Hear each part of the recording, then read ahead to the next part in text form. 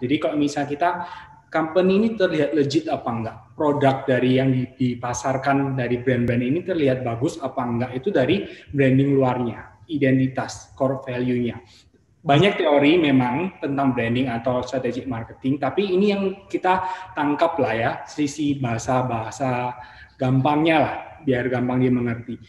Jadi sangat berkaitan. Jadi untuk yang dari branding, kita lanjutkan ke strategic marketing biasanya.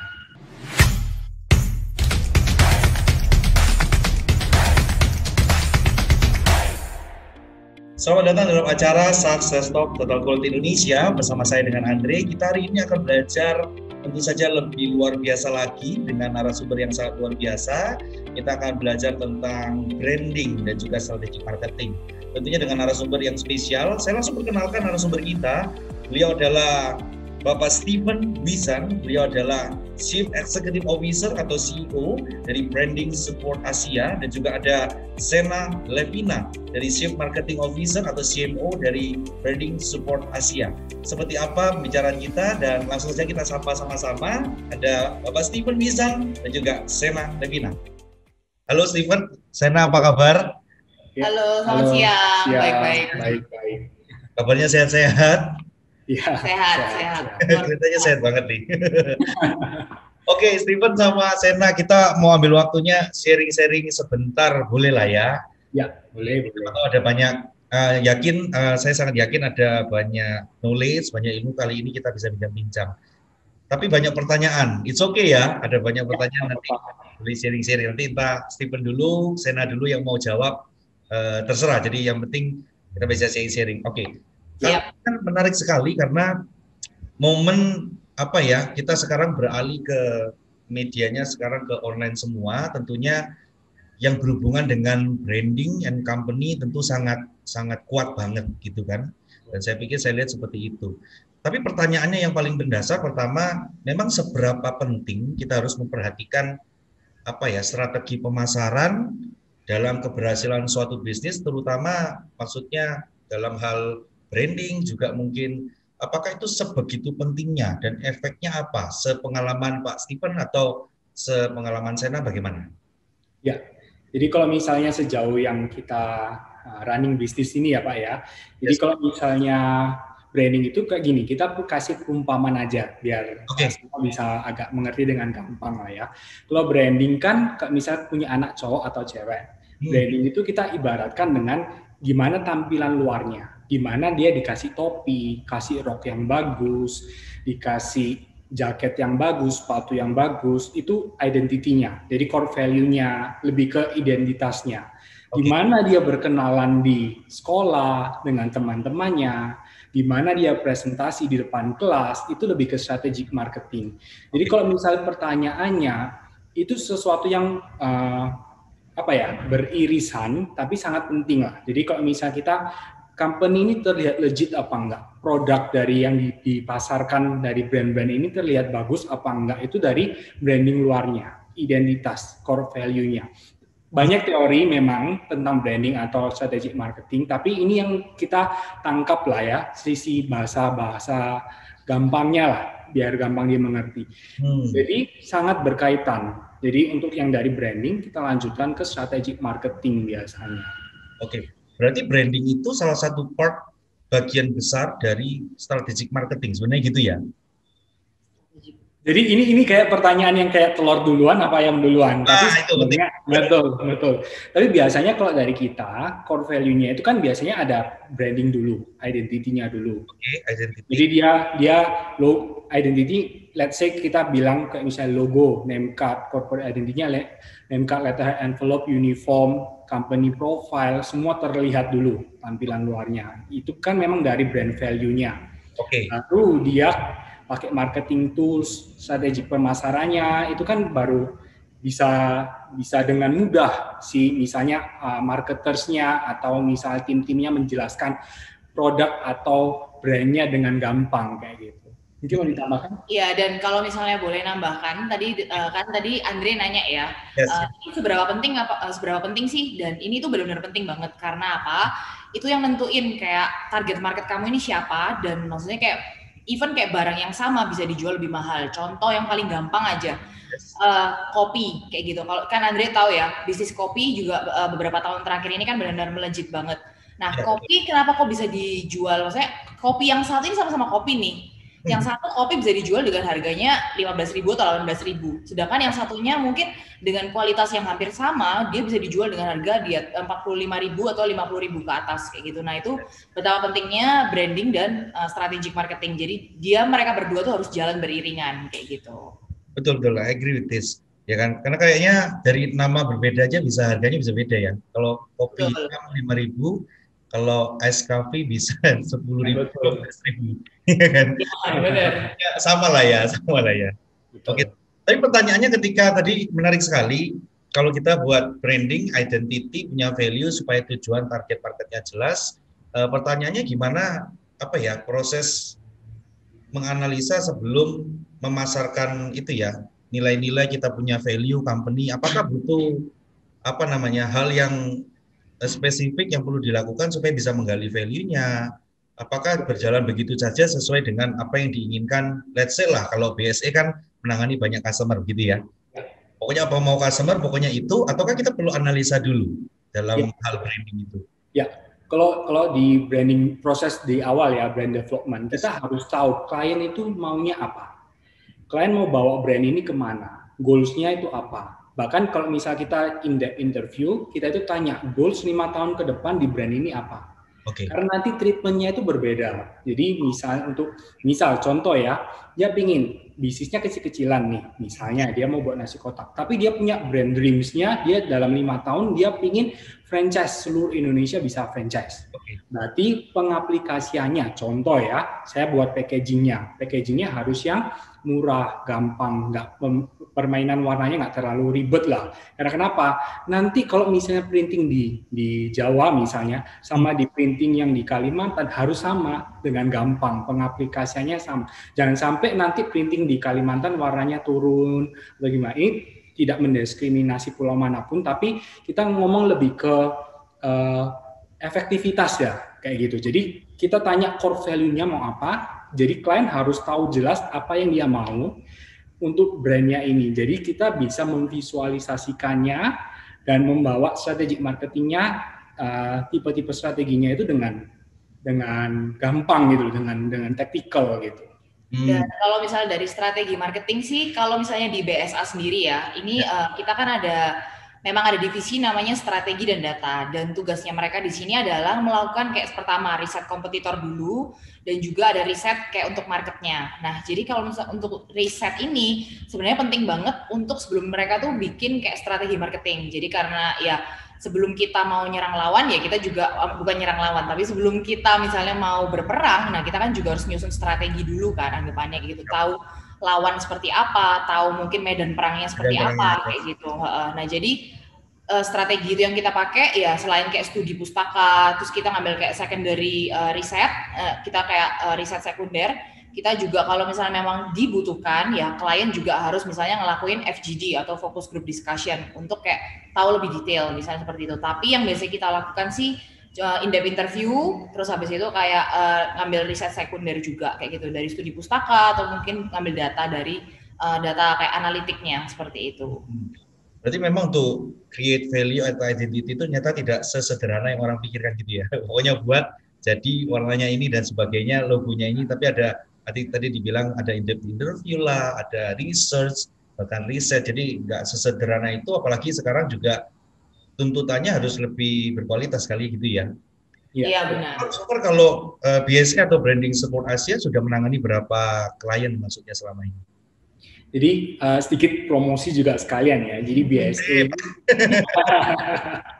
BSE ini kita sudah berdiri 7 tahun lah kurang lebih di atas bendera PT BSA Global Management. Jadi memang startnya kita dari branding dulu, banyak branding projects. Baru kita sekarang di akhir 3-4 tahun terakhir kita meluaskan servisnya. Jadi ada photo production, video production, strategic marketing. Jadi ada yang untuk social media management dengan strategic marketing online dan offline campaigns dan lain-lain. Jadi ada interior sama finance kayak gitu.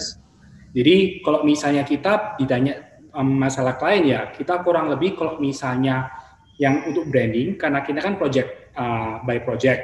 Yes. Kurang lebih so far kita sudah, ini kita kurang rekap sampai gimana ya. Cuma kurang lebih dalam 1 tahun itu kita bisa sampai 30 sampai 50 klien. Yang untuk strategic marketing yang ongoing contract by month, jadi kontrak bulanan. Jadi kita ada kontrak 6 bulan sama 1 tahun, itu rata-rata per bulan ada 40 klien. Wow, berarti kalau sudah berapa tahun bisa dihitung sendiri lah ya. Iya. Ya. Dan itu meningkat karena ini sih apalagi sejak pandemi ya, karena semua itu kayak merasa kayak ini kenapa semua orang pada online semua. Nah akhirnya memang demand-nya jadi kayak meroket kayak gitu. That's interesting. Nanti saya akan tanyakan itu. Jadi teman-teman company yang ingin mempercayakan strategi marketingnya ataupun branding identity, di sini ada branding support Asia. Mantap. Royaltinya jangan lupa ya. Siap. Nomor rekeningnya ya, jangan lupa. Nomor rekeningnya. Menarik sekali karena topik branding ini kayaknya orang kan semakin ke arah sini. Tadi juga bicara pandemi, orang visual media itu semakin majority lah ya, orang butuh. Apalagi ngomongnya sekarang kan era digitalisasi, kira-kira begitu kan. Nah, ini kan kita kenal strategi branding kan bisa melalui offline, ada juga online gitu kan. Ya. Pertanyaannya, experience dari BSE begitu banyak, tadi company juga di handling begitu banyak. Boleh nggak sharing sedikit gimana sih membangun strategik yang tepat, ya kan? Membangun branding yang tepat, entah itu melalui dua ini ya, pasti kan ada offline, ada online. Ya. Plus pertanyaannya, manakah sekarang yang kira-kira lebih bagus gitu ya? Apakah branding ke online ataukah branding ke offline-nya kira-kira? Iya. Kalau bicara masalah bagus mana, itu kembali lagi ya ke klien ya. Sama kita untuk budgeting dan planning-nya gitu loh. Jadi maunya lebih pas cocok di produknya ini lewat mana, online atau offline. Tapi kebanyakan memang kalau misalnya budgetnya masih agak rendah, mereka kan paling gampang pakai online dulu. Karena e-commerce sudah tersedia, social media sudah tersedia. Nah, tapi yang nanti kita mau discuss lebih dalam adalah gimana nih kalau misalnya bisnis sudah offline, sudah established, mau going ke online. Ya, itu yang kedua ya. Jadi yang pertama tadi, kalau memang budgetnya masih agak terbatas, online aja dulu, nggak apa-apa. Karena kenapa? Nanti kan misalnya kita sudah develop branding. Jadi logo, name card, letter envelope, packagingnya bagus, company profile, foto-foto, videonya bagus, baru dipasarkan lewat social media, jadi e-commerce masuk, juga nanti bisa di banyak cara lah digital yang untuk yang online. Nah, tapi kalau yang kedua yang tadi kita mau bahas, offline transisi diperlengkapi dengan online, itu sangat penting. Karena kenapa? Bisnis-bisnis yang established, yang dulu yang kalau sudah back then 5-6 tahun lalu, kalau misalnya tidak diperlengkapi dengan online, digital marketing, social media management, maupun online campaigns, itu apalagi di masa pandemi gini ya, banyak orang yang masih takut untuk tatap muka, mau beli ke tempat, mau pesan, misalnya mau minta quotation ke kantor, mau apapun agak susah, mau cari produk knowledge harus tatap muka, itu banyak yang masih takut. Nah, makanya itu kita perlu integrasi dari offline ke online. Jadi lebih offline tetap dijalankan, karena itu kan tetap masih money making kayak gitu ya. Jadi lebih karena masih banyak generasi yang nggak aktif di online appearance, digital appearance. Tapi kalau lama-lama tidak diaktifasi online, takutnya generasi yang berikutnya tidak tahu malahan. Jadi mereka, misal, let's say kita bicara, pabrik ini tuh jualan apa sih? Yang tahu generasi papa mamanya, generasi kakek-kakeknya misalnya kayak gitu. Tapi dia nggak kurang mengerti appearance-nya apa, produk yang dijual itu apa, keunggulannya apa dibandingkan dengan produk yang lain. Ya. Kalau misalnya dia main online terus, dia pasti lihatnya yang yang dia tahu kayak gitu. Mungkin bisa tambahkan. Iya, jadi kalau misalnya tadi Andre nanya ya, mana yang lebih penting online atau offline, dua-duanya tuh penting. Yang paling pertama sih tetap memang benar harus mengikutin tujuannya tuh kemana dulu. Jadi misalnya tujuannya itu mau apa? Kalau misalnya kamu mau ningkatin brand awareness secara online, ya berarti kayak kita menggunakan strategi online yang seperti ini, yang A. Nah, kalau misalnya memang mau kayak tujuannya kayak, aku pengen dapat exposure nih di offline, karena mungkin target marketku ini dia nggak ada online-nya nih, kayak gitu. Nah, itu kita pakai strategi yang offline, misalnya buka booth, misalnya contohnya seperti itu, karena itu untuk ngenalin ke orang-orang yang nggak bisa offline. Nah, kalau dua-duanya, kalau bisa dijalankan, lebih baik lagi. Tapi karena memang ada pandemi aja, nah akhirnya orang-orang lari semuanya tuh pada ke online seperti itu. Jadi itu tergantung dari online offline-nya, itu tergantung dari tujuannya si brand ini, dia mau ke arah mana dulu. Tadi udah disebutkan juga ya sama Steven seperti itu. Terus kayak memang kalau ditanya mana yang lebih penting, ya dua-duanya juga penting kayak gitu. Tapi sementara ini, nah takutnya itu nanti kalau misalnya kamu nggak main di online karena sekarang semua udah serba digital, nanti itu kayak kasusnya, ini boleh sebut brand ya? Boleh sebut brand? Boleh. Nah itu kasusnya tuh kayak Nokia. Kalau tahu, nah itu kan dia sempet kayak marketnya hilang karena orang-orang pada lari smartphone, larinya pada ke Samsung semua gitu, sama si Apple. Nah itu kan juga sama BlackBerry, juga sama kayak itu tuh perlahan-lahan ditinggalkan. Nah ini kalau misalnya nggak lari ke online, mereka semua tuh bakal kayak kehilangan market kayak gitu. Jadi ntar ada kayak ada kayak loncatan yang kayak beda generasi seperti itu. Itu yang makanya klien-klien banyak yang kayak ini brand lama nih, udah terkenal di generasi papa mamanya kita. Nah, tapi mereka akhirnya nyari kita karena mereka tahu mereka harus aktivasi secara online seperti itu. Oke, jadi purpose untuk going to online itu sebenarnya bukan hanya memikirkan short term ini ya. Tadi Steven bilang ya long term orang-orang bisa engage, bisa kenal produknya.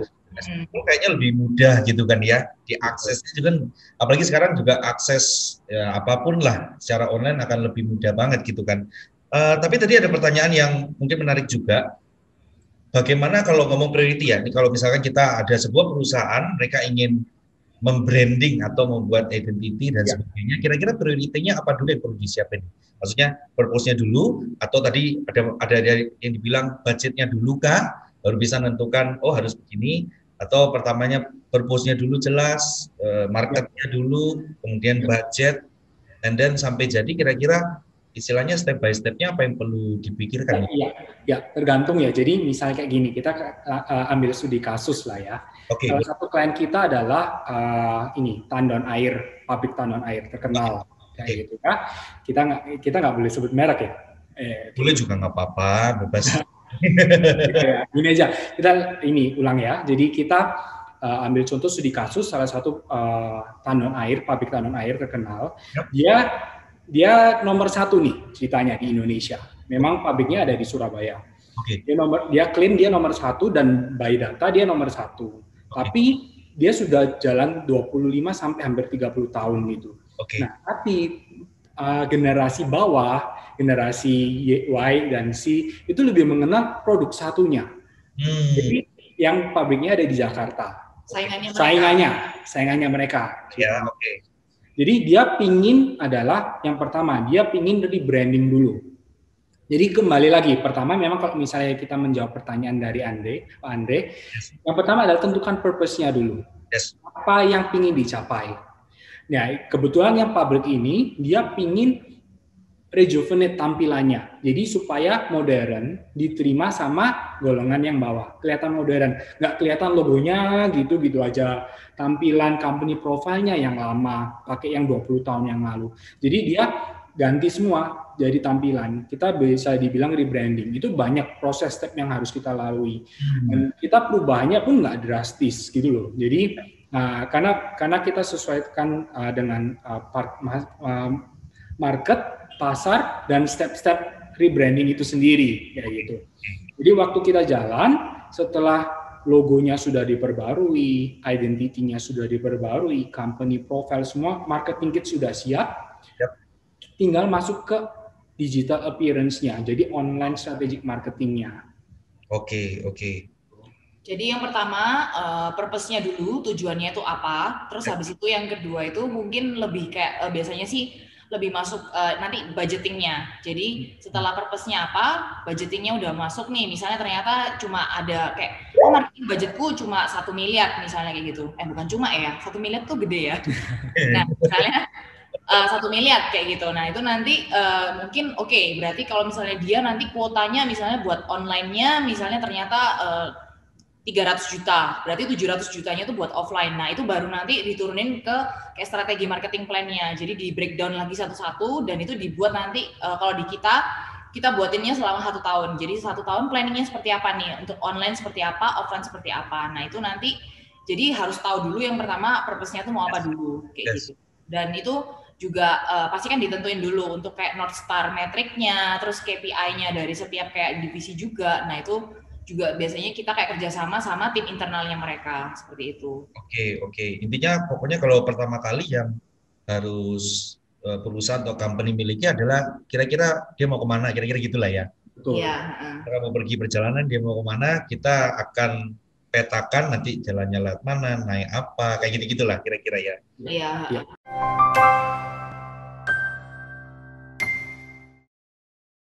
Misalnya orang itu kerja di bagian sales atau orang itu kerja di bagian marketing ataupun orang ini kerja di bagian teknologi atau yang manajemen. Mereka harus paham dulu maksudnya kayak tujuan kayak harus kenal kayak perusahaannya mereka ini bergerak di bidang apa. Habis itu untuk tujuan marketnya mereka ini sebenarnya kayak nyasar ke siapa, karena ini kan branding itu nggak cuma asal kayak ya udah tampilan luarnya aja, tapi even orang internal pun harus tahu kan. Jadi mereka semua itu satu kesatuan sebenarnya.